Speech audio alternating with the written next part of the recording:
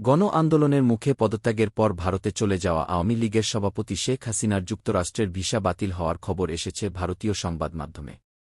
বাংলাদেশে বিরোধী রাজনৈতিক দলের সূত্রের বরাতে মঙ্গলবার ভারতের নিউজ 18 লিখেছে, পদত্যাগী প্রধানমন্ত্রী শেখ হাসিনার ভিসা বাতিল করেছে যুক্তরাষ্ট্র।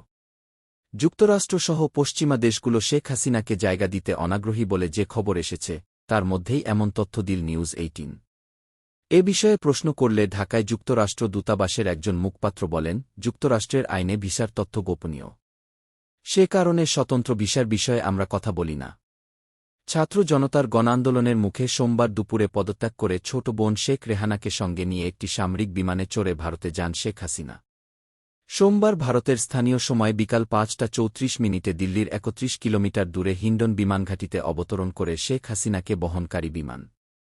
বিমানঘাটিতে শেখ হাসিনাকে গ্রহণ করেন বিমান বাহিনীর কর্মকর্তা air officer commanding AOC Sanjay Chopra.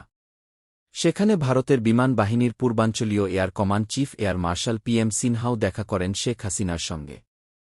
ভারতীয় সংবাদমাধ্যমে সোমবারই খবর আসে, যুক্তরাজ্যে রাজনৈতিক আশ্রয়ের জন্য আবেদন করেছেন শেখ হাসিনা। অনুমতি মিললে সেখানেই তিনি যেতে চান।